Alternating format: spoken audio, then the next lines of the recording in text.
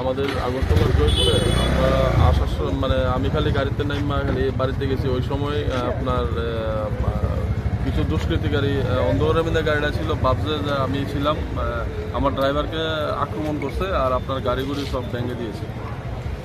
কটার দিকে এটা? এটা প্রায় সাড়ে 7:30 পৌনে 8টার দিকে। আপনার কি মনে হয় বিষয়টা কিসের ইঙ্গিত আপনার উপরে হামলা?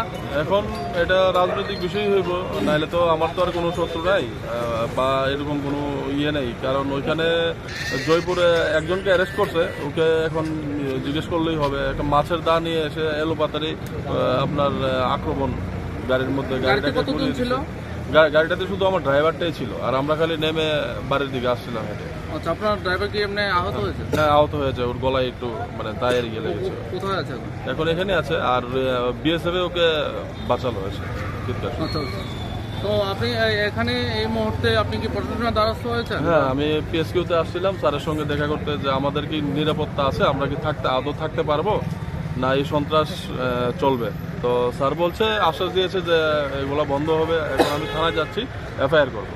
আচ্ছা, আপনি মনে করেন এই মাত্র 23 বিধানসভা নির্বাচন সম্পন্ন হলো, এর মাঝে বর্তমানে এহেন পরিস্থিতির মাঝেও একের পর এক সন্ত্রাস চলে যাচ্ছে, সেই বিষয়টাকে আপনি কোন নিরিখে দেখছেন? কি বলবো বলুন, এখন এই সন্ত্রাস তো একমাত্র প্রশাসনই বন্ধ করতে পারবে, তাছাড়া তো আর কেউ এই সন্ত্রাস বন্ধ করতে পারবে না। যা দেখছি এখন দিন দিন মাত্রা অতিরিক্ত আপনার সন্ত্রাস চলছে।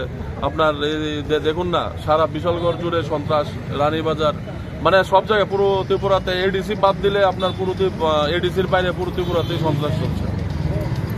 আপনি এর জন্য কাকে দায়ী করবেন?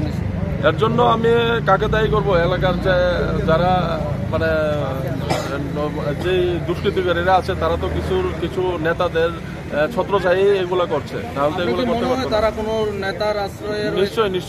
নিশ্চয়ই কোনো নেতার আশ্রয় করবে, নাহলে এত বড় আক্রমণ কিভাবে হবে বলুন।